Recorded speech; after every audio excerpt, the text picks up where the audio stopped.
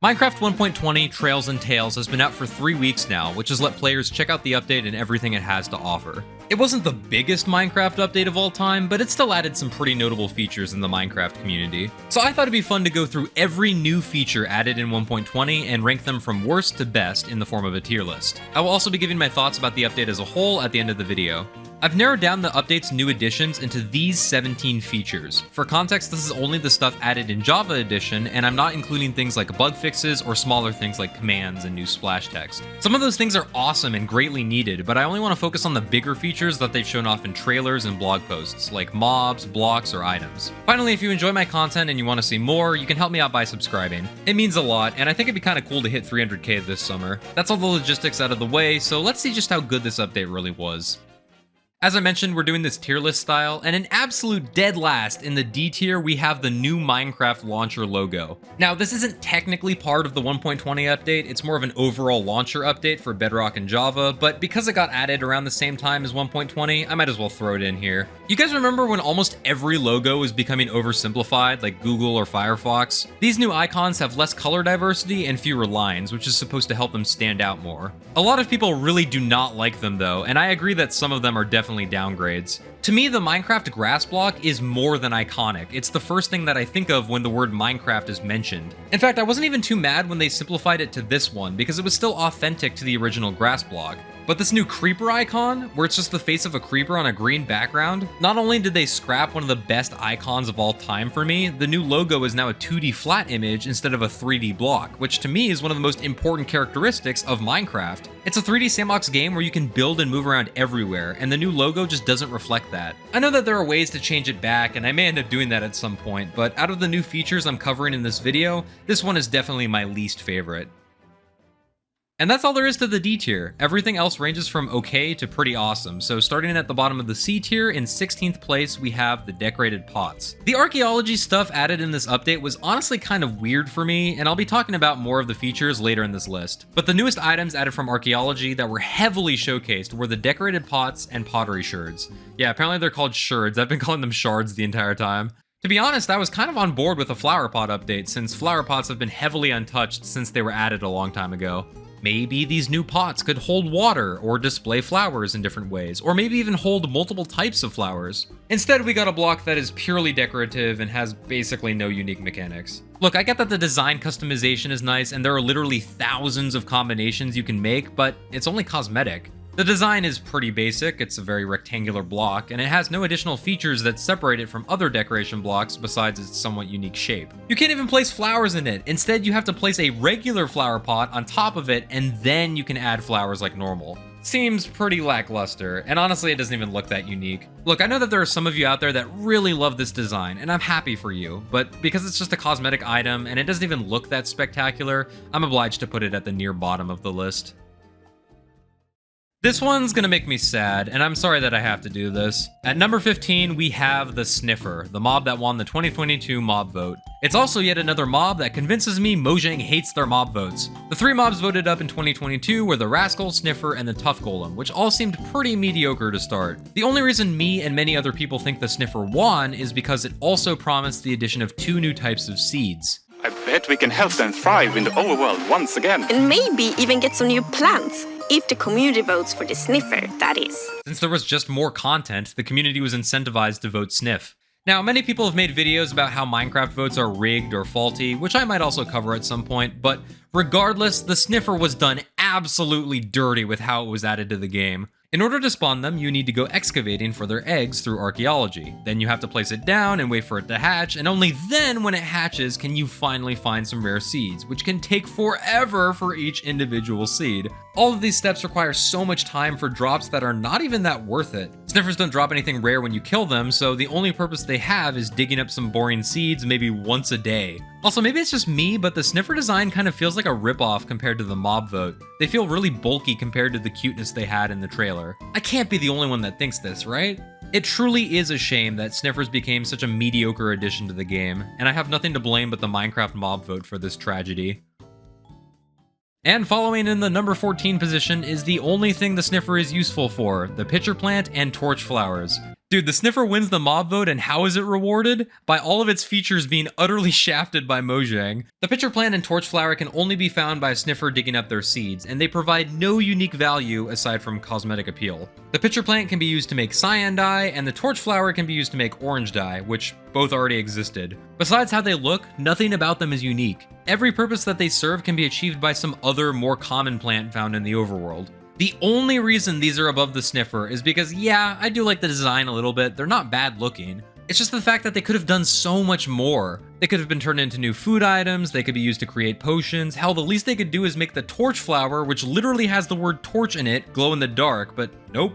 And I know there's someone probably out there that's like, actually, Omicron, the Torchflower doesn't glow in real life, so it wouldn't be realistic. But like, come on, give me something here. Considering the great lengths you have to go to grow these plants, I kind of expected that they serve a more unique purpose. But Mojang hates their mob votes, I guess, so I have no choice but to put these mediocre plants and the Sniffer near the bottom of this list. Number 13, we have the new Piglin Heads, not the update that lets you play mob sound effects on note blocks. That's coming a bit later, but in addition to that change, Mojang added one new mob head to the roster with the Piglin Head. In my worst part of every update video, I mentioned that this was my least favorite part of 1.20 from the previews, but that's no longer the case now that I've played it for a bit. It's still not my favorite item either, something about it just looks so cursed to me, and like I said before, the Piglin is the only head that isn't from a hostile mob. Well, except for player heads, I guess, but that's not the point. Regular piglins are super friendly creatures as long as you're wearing gold armor, and they'll even trade with you. So taking off their head and wearing it on top of your own just feels so wrong somehow. I get that these guys can be clowns when they trade you 10 sets of soul sand before one ender pearl trade, but come on, what if some creature walked up to you wearing the ripped off face of a human? I'd probably freak the hell out. Anyways, Piglin Heads, they're kind of just there. I don't really care about them that much, which is why they're at number 13. At the top of the C tier, we have number 12, the Trail Ruins structure, the trails in Trails and Tales. For a structure added in the latest Minecraft update, these things are actually kind of boring. They don't look that visually appealing in my opinion, they don't really give off the whole Lost Village vibe, and their only purpose is to provide a site for certain armor trims and pottery sherds. In my experience, they're also kind of hard to loot too. You don't want to mine the suspicious gravel as you're digging, you want to use the brush first, but it's kind of hard to tell the difference between sus gravel and regular gravel, so the whole process can take a while. Although to be fair, that's not really the Trail Ruins' fault. In fact, maybe I should just use a texture pack so I can more easily tell them apart. I like the idea of the Trail Ruins, but I feel like its execution plus the fact that there's basically only one variant made it kind of disappointing for how much it was hyped up. We're now in the B tier, which means everything from here on out I somewhat like or find useful. At the very bottom, in 11th place, we have the mob sound note blocks that I was talking about earlier. You can place mob heads on note blocks and activate them to manually generate mob sound effects. And sure, you could already do this with command blocks, but the difference now is that you can do it in survival. I mean, yeah, you can use them to prank your friends and stuff by making them think that there's a creeper or a zombie nearby, but it's a pretty minimal change and not one that I'm going to be using that often. Plus, you kind of have to do a considerable amount of work to get mob heads in survival. I will say though, there's a lot of room for trolling with how annoying the sounds can get. I mean, just imagine putting an Ender Dragon sound under your friend's house and cycling it over and over, and they have to find and dig it up in order to make it stop. That's what I'd probably use this feature for. We're now in the top 10, and in 10th place is the calibrated skulk sensors. Similar to the mob sounds, it's not a feature that I'm going to be using very often, but it's a welcome one nonetheless. Being able to filter the sounds a skulk sensor hears opens up numerous possibilities, like a secret door that only opens if you do the right thing. I know that a lot of Redstone engineers are super excited for the new ways you can transmit signals and build circuits with this thing, but like I've mentioned before, I'm not exactly a Redstone connoisseur. So for that reason, the calibrated skulk sensors aren't super high on this list, but I still acknowledge their usefulness. At number 9, we have the Relic Music Disc. The music discs that have been added to Minecraft recently are some of the most underrated parts of these new updates in my opinion. Despite there being so many themes in Minecraft and C418 basically having a monopoly over the iconic ones, each new track that gets added to the game is still unique and stands out from the rest. Relic is no exception, and I would definitely make room for it in my inventory if I was out excavating for loot. Aaron Sharoff did a great job scoring this one. In addition, even though they weren't included on this list, I also want to add on a shout out to the rest of the music tracks that were added to the title screen and in-game OST. I don't play with music normally, but I recently reinstalled Minecraft and all my settings were reverted, and hearing this music on the game's opening was honestly a welcome surprise. Aaron, my boy, you are doing great work out here. Number 8, we have the hanging signs, which were one of the first features that were showcased for 1.20. Initially, I was not impressed. I thought this was so minimal of a feature that I would not care at all. And yeah, while they're not exactly up there on this list either, they're honestly pretty cool. They're not too hard to craft, and they look pretty good. I also like the new opportunities for Minecraft parkour that are possible at the top of the block. I can see a lot of great uses for the hanging signs in villages and custom worlds, so while I may not use them super often, they're still a cool change for this update. Also, being able to edit the signs when they're placed is great to have. At the very top of the B tier, and by far the most controversial opinion of mine for 1.20 is, get ready for it, the armor trims. Oh, I can already hear people typing away, but hear me out. Let me first start off by saying that I do like this feature. I think it's great that we now have the ability to add unique flair to our armor sets. Maybe some of you have played on an SMP with friends, and when you're maxed out, everyone has full netherite and looks the exact same. So being able to change that look adds for a lot more individual creativity. There's a ton of options you can choose from, some of which are better than others, but there are hundreds of possible combinations. I also like the new smithing table UI.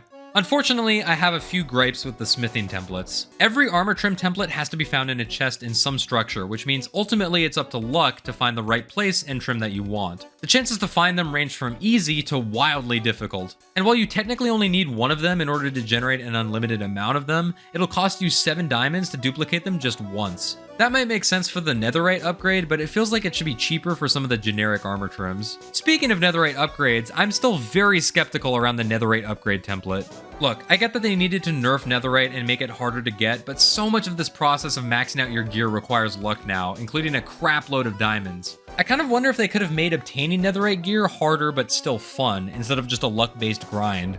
The problem with all of these templates is that they all generate in structures, so if you play with friends or on a server, there's a good chance that everything might already be looted, making it impossible for you to get trims yourself.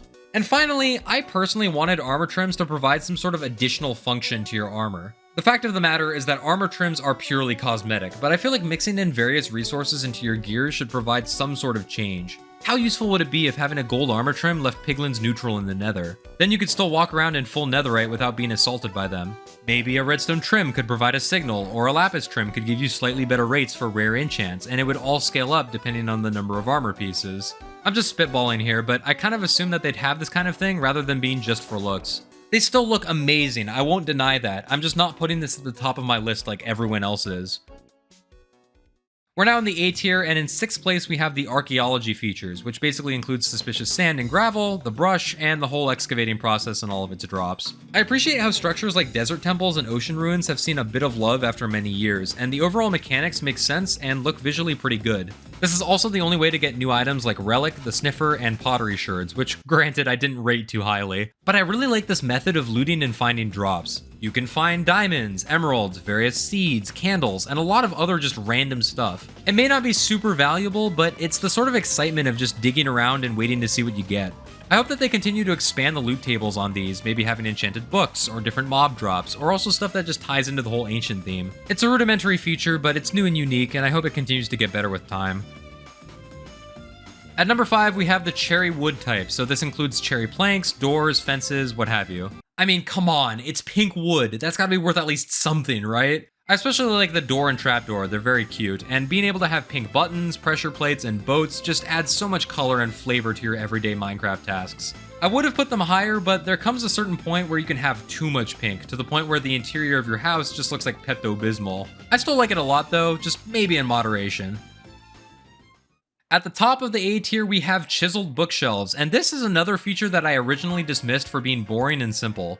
Instead, I was taken aback by how useful and convenient these things are. They can store anything book-related, from books and quills to enchanted books, with up to 6 slots, which is a great way to make a library that you can actually use. It's very easy to pick out a book and put one back in a certain place. It does more than just its main job though. Hoppers and droppers are able to take and insert books into the bookshelf, which can be used for an automatic book sorting system. And there's even a unique redstone mechanic where comparators will send a certain signal depending on how many books are in the shelf. For how brief of a feature this one is, I was surprised at how many things it can do and how simple it was to use, which has let it skyrocket to number 4 on this list. We are now in the S tier, and these are my top 3 most favorite features in Minecraft 1.20. At 3rd place is the bamboo wood type, or I guess bamboo block type. I mean, bamboo isn't really a wood, so... I thought that cherry wood was going to be my most favorite in this update, but the uniqueness of bamboo and its design allowed it to surpass. It looks really good, and I could see myself making my house in a bamboo forest with this color. Things like doors, trapdoors, fences, and stairs all look great, and despite how simple it is, I think I like the bamboo raft way more than any other boat. It's crazy how just a simple design change affects the vibe of this item. And I think the great thing about building stuff with bamboo is how easy it is to farm. When you plant saplings, the trees that grow are going to come in all shapes and sizes, and you have to chop them all down block by block while dealing with the leftover leaves. But bamboo grows fast and in a straight line, which means you can just chop it all off at the stems, grab all the loose drops, and make a ton of bamboo blocks and planks. And finally, the sound.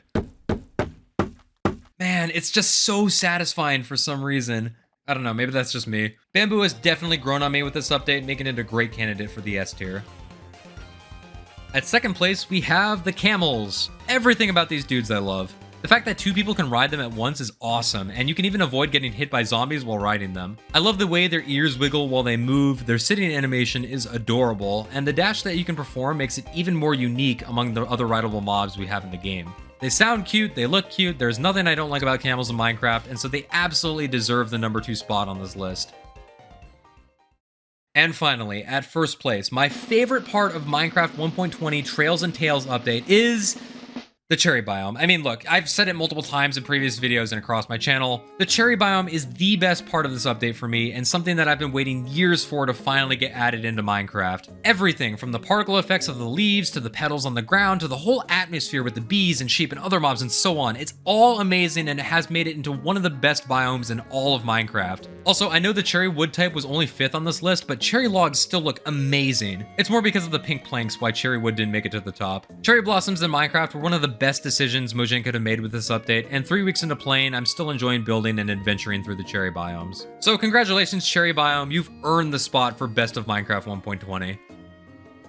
And that's every new addition to the gameplay of Minecraft 1.20 in the form of a tier list, all in my own opinion. You can also make your own tier list using the template I've provided in the description, and feel free to share them with me on Twitter so I can see what you guys think. As far as the overall review of 1.20 goes, I gotta say, it definitely felt like a smaller and simpler update compared to Caves and Cliffs or the Nether update, for example. Part of that is because the stuff added was only slightly impactful to the game, but I think another part is just how Minecraft feels nowadays. I might make a longer video talking about this, but the growing age of Minecraft as a video game has taken a toll on the community and its players. So while it may partly be Mojang's fault for these seemingly lackluster updates, I think it's also heavily based on us and our expectations for this game. It's going to be hard to get this game back to a state where everyone is excited again, and I don't know how much anyone can do about it. So 1.20 was a decently okay update, and I'm looking forward to what Mojang has planned next. Although, I'm gonna be honest, some of these Mojang slacking memes are still funny as hell.